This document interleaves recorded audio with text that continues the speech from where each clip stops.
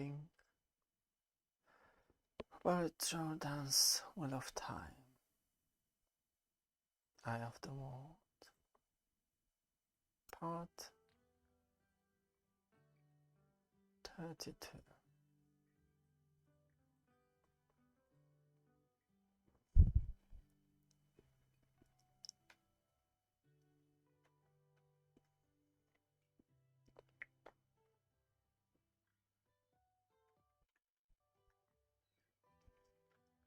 It had been some time now since Moraine and Lan had taken Padanfain away for questioning, and Rand was drifting himself crazy with curiosity.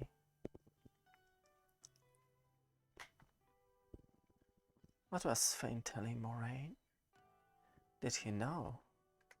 Did he know what the Dark One wanted, or which of them he was truly after? Rand could think of nothing else, and from the looks of Mat and Perrin, they couldn't either. Loial was at peace, studying the stonework of the room, tracing the textures with his fingers.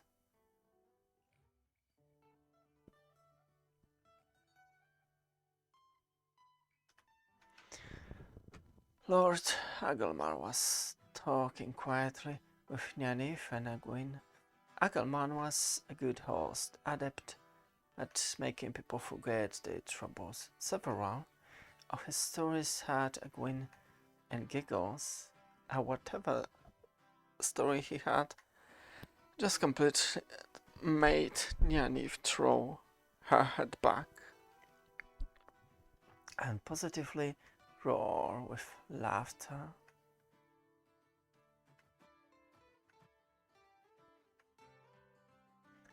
Blooded ashes.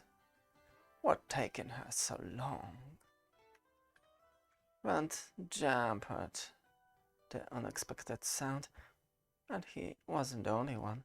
The loud crash of mud falling out of his leaning chair joined Nynaeve's peals of laughter a second after they had begun.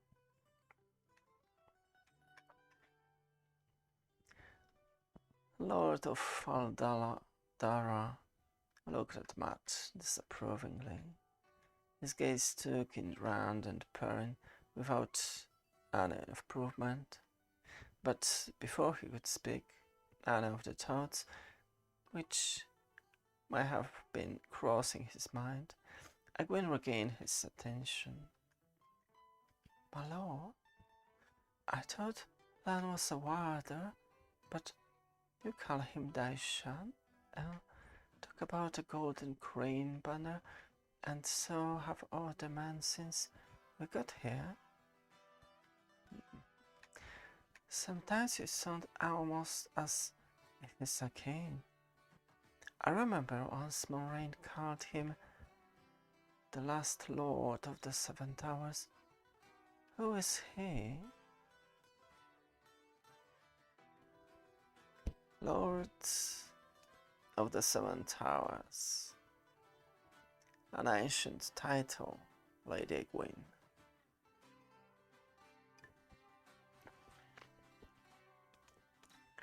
Not even the High Lords of Tyr have older. Towards the Queen of Andor comes close. He will not speak of it yet. The story is well known along the border. He is a king, or should have been. Allan Mandragoran, Lord of the Seven Towers, Lord of the Lakes, crownless King of the Valkyrie. We of Shienar call ourselves bordermen, but fewer than 50 years ago, Shienar was not truly of the borderlands. North of us and of Arafel was Malkir. The lances of Shienar rode north, But it was Malkyr that held back the blight. Malkyr peace favor her memory, and the light illumine her name. Lan is from Malkyr? Yes, Lady Egwene, he is son of Alakir Mandragoran, last crowned king of the Malkyri. How did he become as his? Well, the beginning, perhaps, was Lane, the king's brother. On a day, Lane Mandragoran led his lances through the blight to the blasted lands, perhaps Shire Ghoul itself.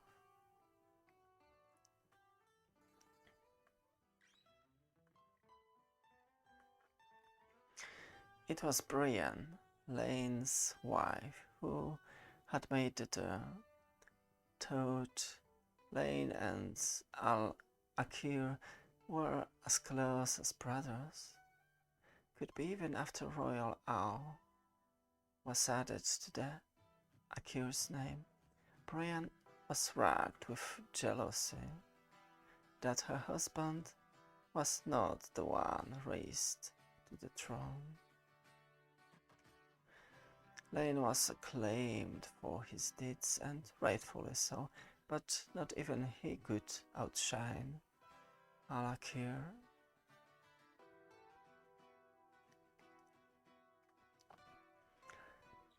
Lane died in the blasted lands with most of those who followed him.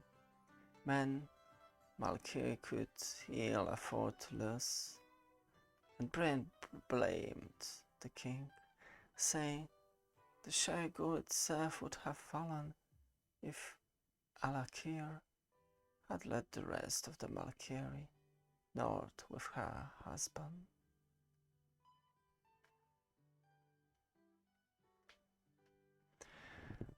For revenge, Brienne plotted with Corwin Galaman, called Corwin Fairheart, to seize the throne for her son, Isam.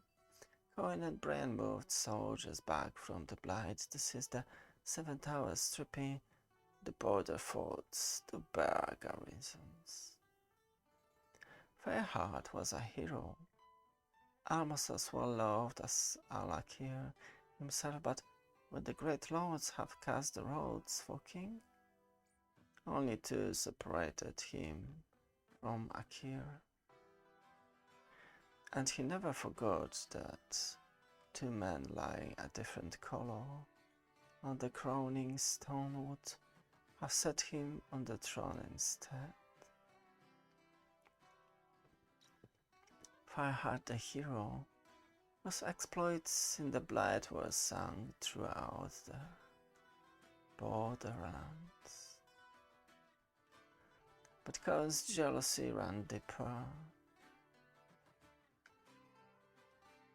He was a dark friend.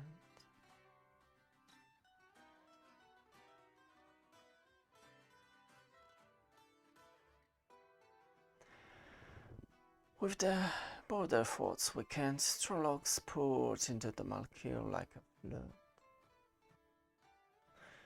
King Al-Akir and Lane together might have railed the land. They had done so before, but Lane's doom in the blasted lands had shaken the people, and the Trolloc invasion broke man's spirit and the will to resist. Overwhelming numbers pushed the Malkyri back into the heartland.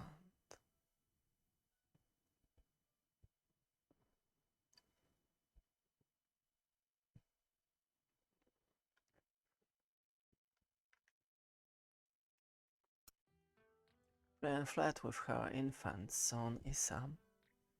I was run down by Trollocs as he rode sword with him. No one knows the fate of a certainty, but it can be guessed. I can only find pity for the boy. When Corwin Fireheart's treachery was revealed, and he was taken by young Jane Charin, already called Jane Fastrider, to the Seven Towers in chains. The great lords called for his head on a pike.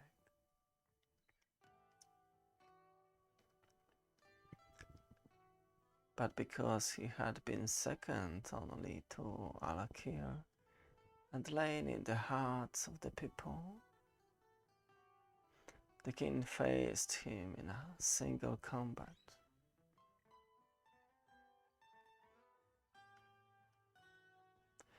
And slew him.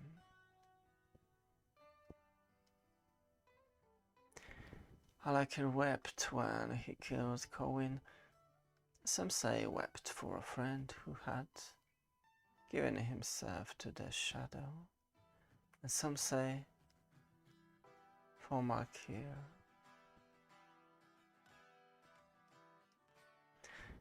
The first peal of the doom of the Seven Towers had been struck. There was no time to gather aid for Shena or Arafel, and no hope that Malkir could stand alone, with 5,000 of her lances dead in the blasted lands, her border forts overrun.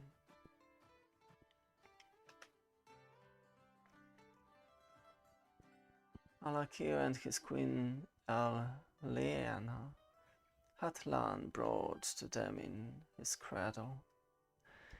Into his hands they placed the sword of Malkiri kings, the sword he wears today.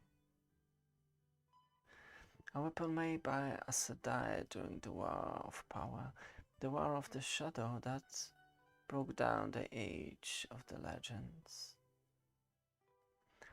They anointed his head with oil, naming him Daishan, a diademed battle lord, and consecrated him as the next king of the Malkiri, and in his name they swore the ancient oath of Malkiri, kings and queens. To stand against the shadow, so long as iron is hard and stone abides, to defend the Malkiri, while one drop of the blood remains, to avenge what cannot be defended. Aliana placed a locket around his neck for remembrance, and the infant wrapped in swaddling clothes by the queen's own hand was given over to 20 chosen from the king's bodyguards. The best swordsmen, the most deadly fighters, they command to carry the child to Fal Moran. Only 5 of the bodyguards reached Fal Moran alive. Every man wounded, but they had the child unharmed, and from the cradle they taught him all they knew. Then did Alakir and Elleana lead the Malkiri out to face Shadow one last time. There they died at Herod's crossing, and the Malkiri died, and the 7 towers were broken. Shienar and Arafel and Kandor met the half-men and the trolls at the stay of Jenna and threw them back, but not as far as they had been. Most of the Malkiri remained in Trollocs' hands, and year by year, mile by mile, the Blight had swallowed it. Balan survived. He learned weapons, as so the children learned toys, and the Blight, as so the children their mother's garden. The oath sworn over his cradle is graven in his mind, There is nothing left to defend, but he can avenge. He denies his title. Yet in the Borderlands he is called uncrowned, and if he ever raised the golden grain of Malkir, an army would come to follow. If you must enter the Blight, and with only a few, there is no man better to take you there, nor to bring you safely out again. He is the best of the warders, and that means the best of the best. You might as well leave those boys here to gain a little seasoning and put your entire trust in Lamb. The Blight is no place for untried boys. But opened his mouth, but a look from round silenced him before he could speak. Matt would have pouted, but Moraine appeared in the doorway and grabbed the attention of the room, despite her silent entrance. What did he say? Contio. Did you learn anything yesterday? Is he simple a madman? He is mad, of course, close to it, but there's nothing simple about Pat and Fate.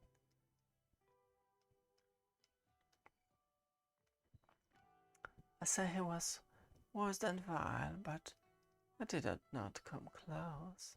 I do not believe I have ever met someone so abject and debased, yet at the same time so soulful.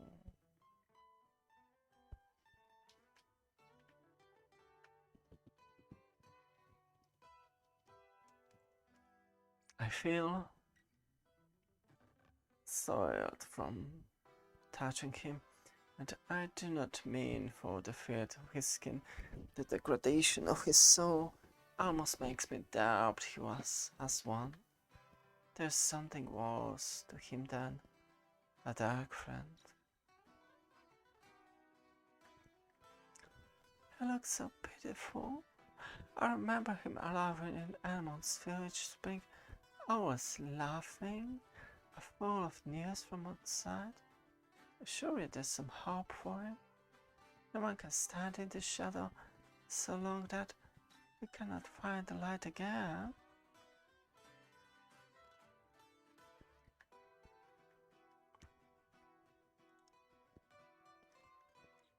I have always believed it so. Perhaps Patton Fane could be redeemed, but he has been a dark friend more than 40 years, and what he has done for that, in blood and pain and death, would freeze to your heart to hear. Among the list of those that did not smile to you, I suspect, he broke the Trollocs to Amon's Field.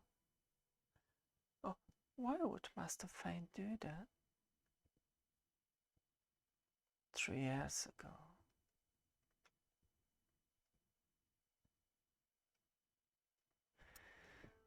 Three years ago this summer, as far back as that, the light surely favors us, as the Father of Lies would have dreamed while sat planning in Tarvalon.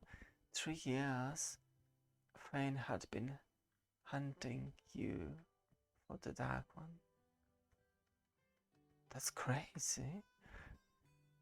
He's coming to the 2 rivers every spring at Regular's clock. 3 years? We've been right there in front of him, and he never looked at any of us twice before last year. Fane taught me everything, friend, or almost everything.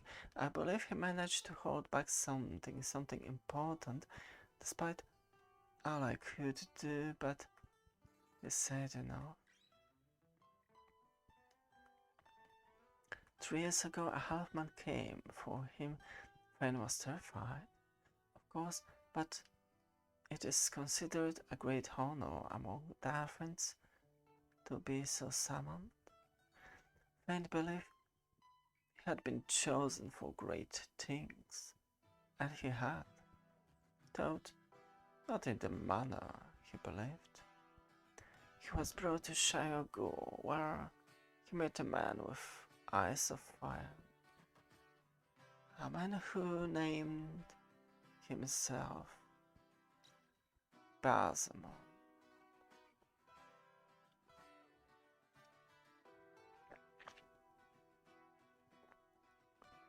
The light protects us.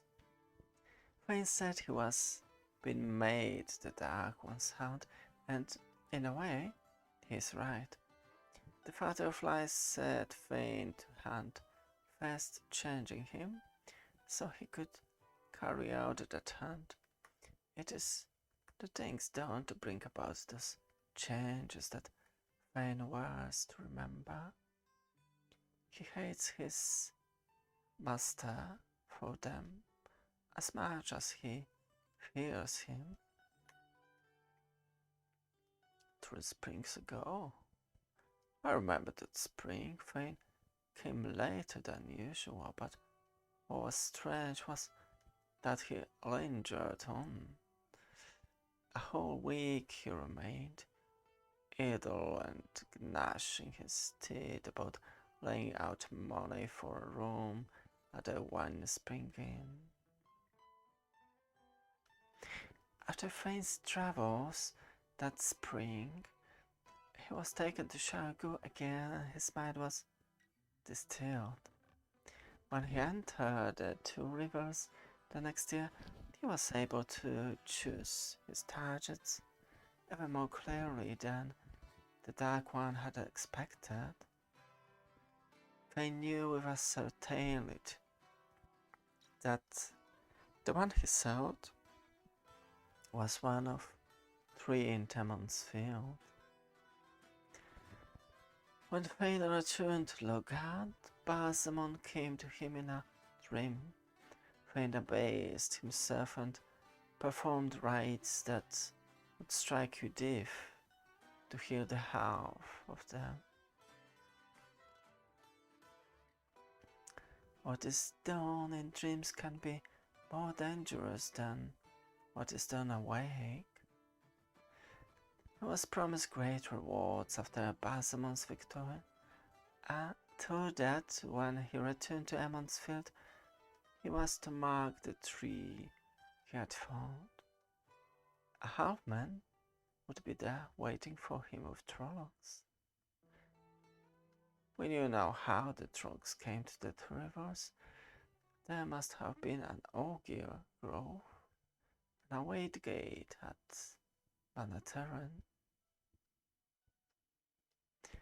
And Agelmar, I will tell you how to find the wait gate we used to reach Faldara. It must be walled up and a guard set, and none allowed near. Did Fane follow us through the ways? He must have done.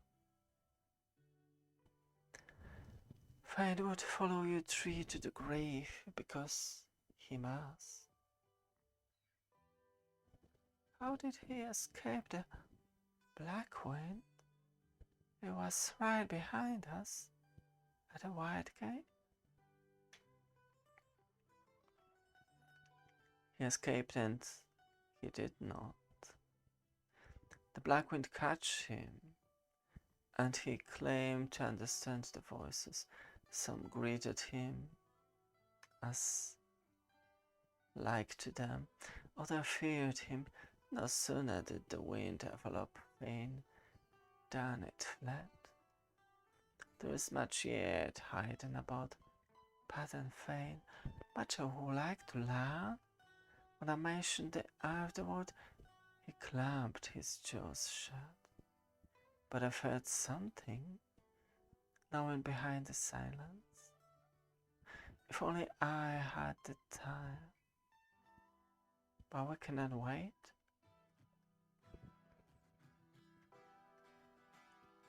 If we did not need at least one good night's sleep before facing the blight, I would try it within the hour. Don't it mean the risk of facing a troll or great in the dark?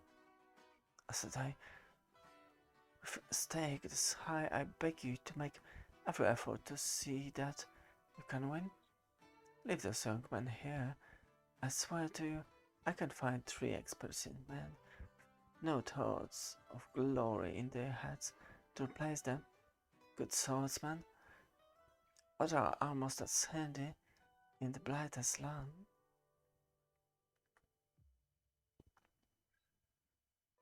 I must take them. And no others, Lord Agelmar, they are the ones who will fight the battle at the end of the war. They are. You are not Red Ajamorans today, but surely not even you would. They are Tavarin. The pattern weaves itself around them. The old blood of Manetheren is strong and pure in almost ardous young man. Can you doubt the strange of Manetheren's blood, Lord Agelmar? Manetheren, I would not doubt that blood. The world brings strange times. Fireballs carry the honor of Manetheren into the blind. Yet, if only blood can strike a fatal blow at the Dark One, it shall be done as you wish, as I die.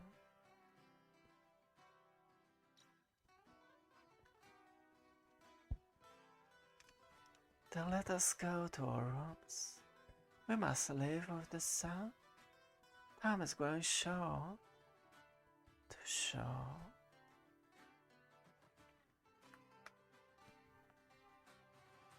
The next day, the group left Valdara Eyrie, escorted to the border of the Blight by Ingdar and 100 of his men. None of them were happy to let Moraine parties continue without their protection. For it is an hour after they passed the border post, there was no change in land or forest. The warder kept them at hard pace, as fast a walk as their horses could maintain, but Rand kept wondering when they would reach the blight. The hills became a little higher, but the trees and creepers and underbrush were no different than what he had seen in Siena. He was feeling warmer, however, warm enough to sling his cloak across the pommel of his saddle. This is the best weather we've seen all year. It feels wrong.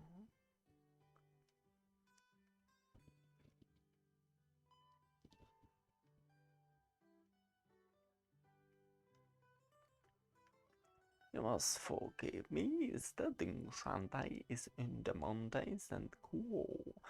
I don't like this heat and damp. It was damp. Rand realized the air felt like the mire in the depths of summer. Only Perrin, still in his coat, was breathing easily. Perrin and the water. Rand noticed a few leaves now on trees that were not evergreen.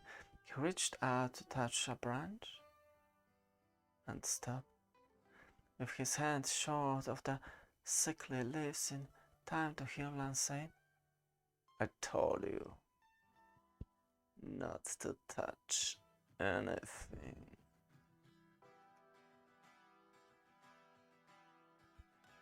Flowers can kill in the blighted leaves, may. There's a little thing called a stick that likes to hide where the leaves are thickest, looking like its name, waiting for something to touch it. when something does it bites. Not poison, it just begins to digest. The sticks pray for it. The only thing that can save you is to cut off the arm or the leg that was bitten. But a stick won't bite unless you touch it. Other things in the blight will. In the blight? Just a fringe. The real blight still lies ahead. There are things in the blight that hunt by sound, and some may have wandered this far south. Sometimes they cross the mountains of doom. Much worse than the sticks. Keep quiet up, and if you want to stay alive. By the corruption of the blight became more apparent. When Rand breathed through his nose, the sweet stench of decay, heavy and thick, sickened him. When he breathed through his mouth, he almost gagged. Did it taste like a mouthful of spoiled meat? The water was not affected, of course. At least not that Rand could see, but to his surprise,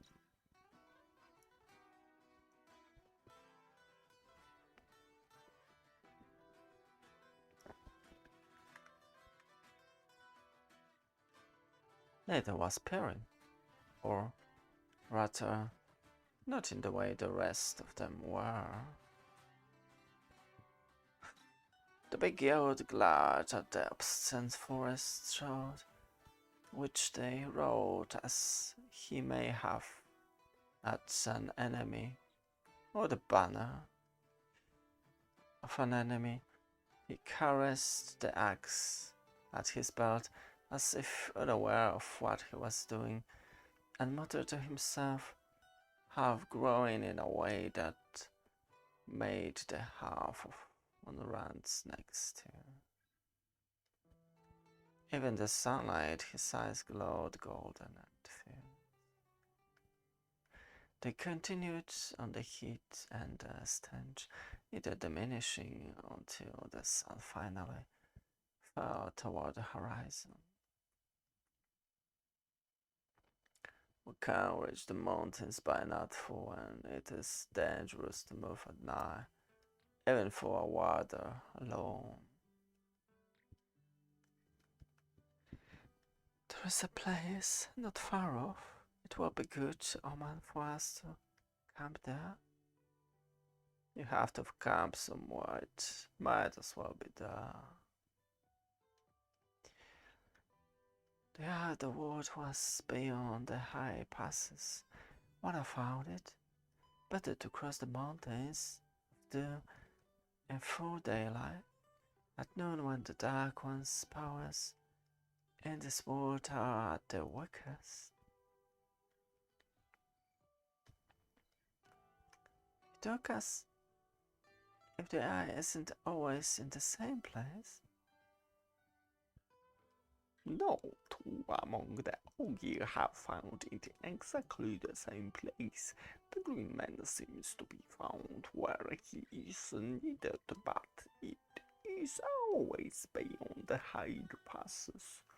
We are hunted by creatures of the Dark One. We must reach the passes before we need to worry about them. Tomorrow, you save the kingdom of Daggerfall, or we will be truly into the blight. Rand wondered if this wasn't truly the blight. What was? Rand turned them westward at an angle to the sinking sun. The warder maintained the pace he had set before, but there was reluctance in the set of his shoulders. Oh, the sun was a sullen red ball just touching at the treetops while the crescent hill at the water drew rain. Beyond them, to the west, lay a network of lakes, the waters glittering darkly in the slanting sunlight.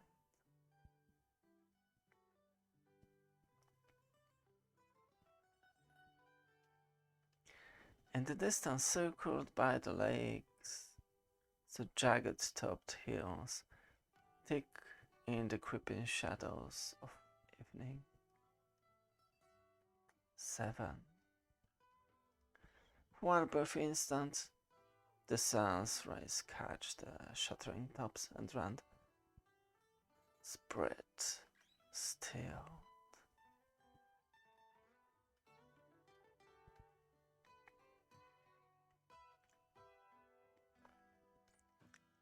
Oh, not hills, the broken remnants of 7 towers. Rand was not sure if anyone else had seen it. The sight was gone as quickly as it came. Aland made no mention of the towers as he dismounted, his face as lacking in emotion as stone. Couldn't we come down by the lakes? It must be cooler down by the water. Light. I'd just like to stick my head into one of them. I might never take it out.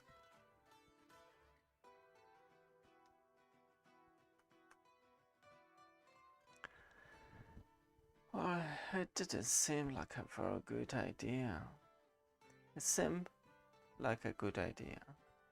And looking at the cool waters one round was about to agree with, just then something roiled in the waters of the nearest lake, Darkwater, for first sign, as a huge body rolled beneath the surface.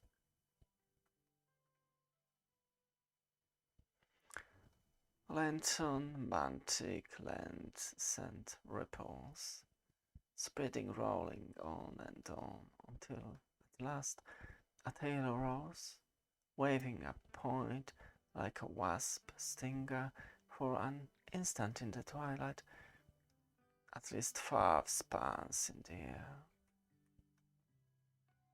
It then slid slowly beneath the surface and was gone, only the failing ripples to say it had ever been.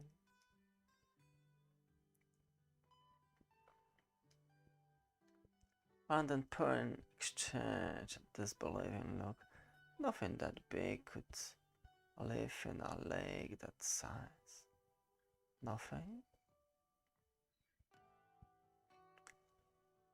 On second thought, I like it right here, just fine.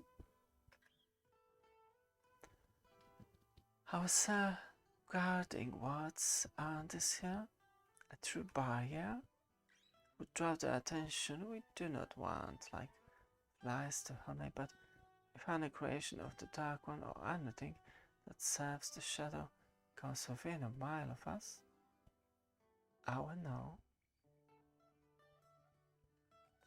I'll be happier with the barrier, just as long as it keeps that thing on the other side. And have them waiting for us when we leave in the morning? You are a fool, Matrim Cowton. Yes. Do be quiet, Matt. Friend Matt pulling her ran and saddle and hobbled the horses, while others began setting up the camp. Loyal muttered to himself as he set up the warder's tiniest tooth, but his thick fingers moved deftly.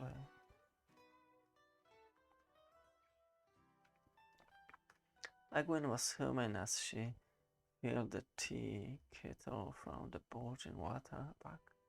Rand no longer wondered why the warder had insisted on the bringing so many full water skins.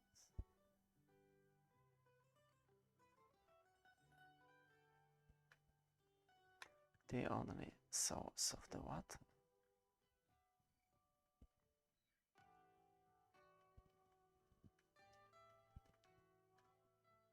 Setting the saddle in the line with the others, Rand unfastened his saddlebags. A blanket roll from the counter returned and stopped with a tingle of fear.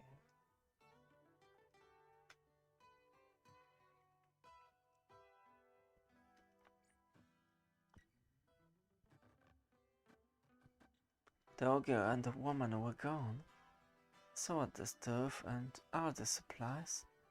The hilltop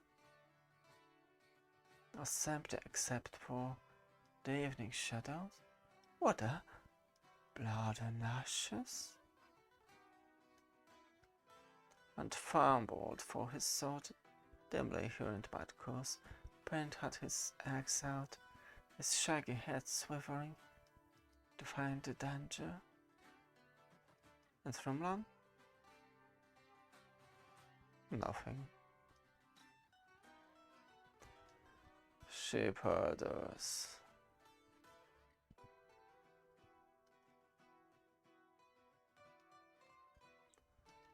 Unconcernedly, the warder strode across the hilltop, and at his third step, he vanished. I'll exchange wide-eyed looks with Martin Parrington. Soon they were all darting for where the warder had disappeared. Abruptly, Rand skidded to a halt. Taking another step when Matt ran into his back, and they all went tumbling over. When I looked up, the others were there, as if they had never been gone. But the horses will be still visible.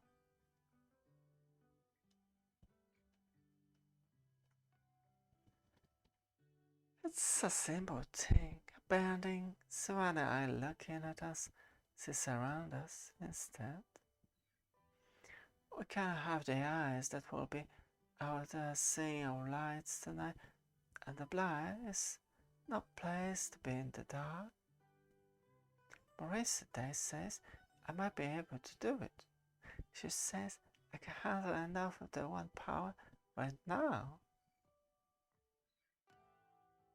Not without training, child. The simplest matter concerning the one power can be dangerous to untrained and those around them.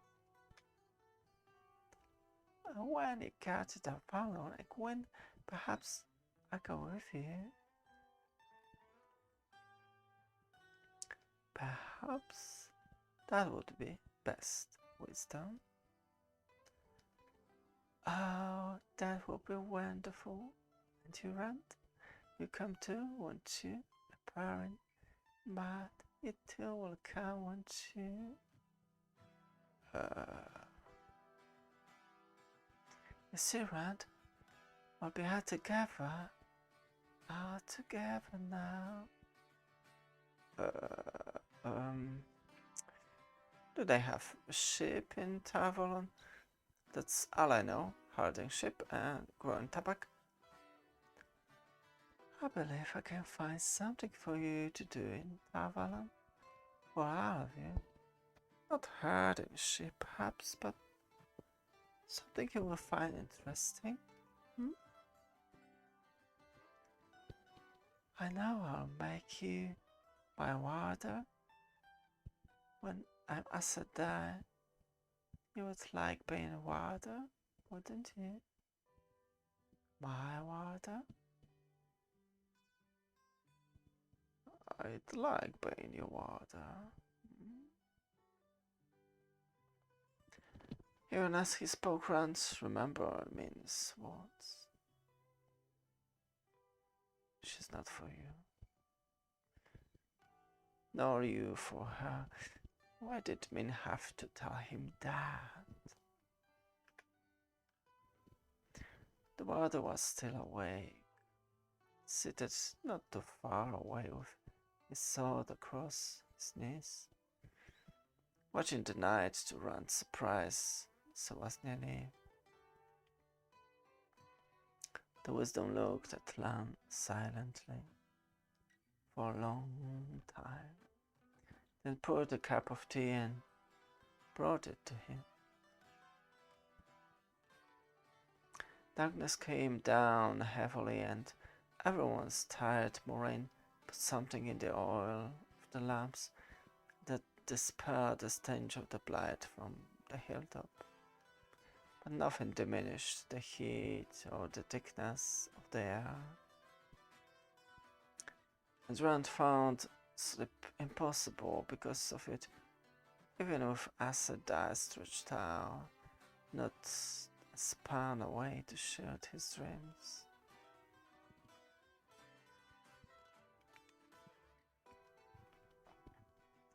When he reached out with a murmur of thanks, she did not let go right away. I should have known you would be a king. I'm not a king, Nyanaeve. Just a man. A man without as much to his name as even the meanest farmer's crop. Some woman don't ask for land or gold. Just a man. And the man who would ask her to accept so little would not be worthy of her. A remarkable woman, as beautiful as the sunrise, as fierce as a warrior. You are a lioness, wisdom.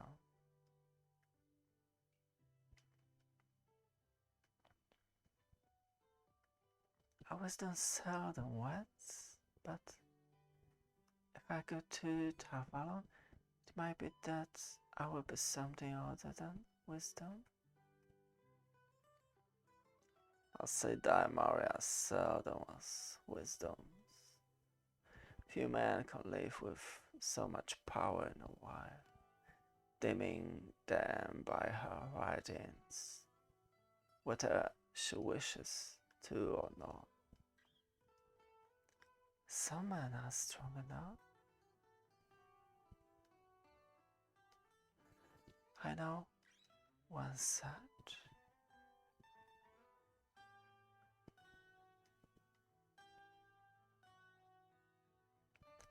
All I have is a sword and a war I cannot win, but can never stop fighting. I've told you I care nothing for that. Life made me say more than is proper already. Will you shame me to the point of asking you? I will never shame you.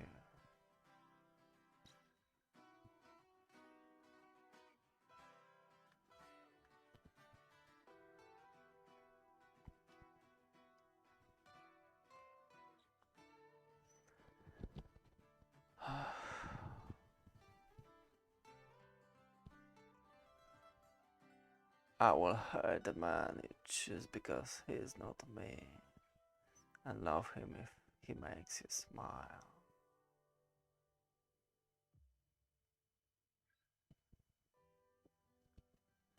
No woman deserves the true knowledge of wisdom, widow's black, as her bride piece. You list of all. I must check the horses.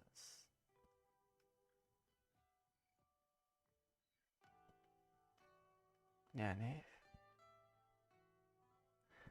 remained there, kneeling after Lang had gone.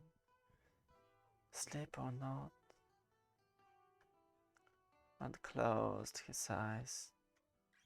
Then he did not think that wisdom would like it if he watched her cry.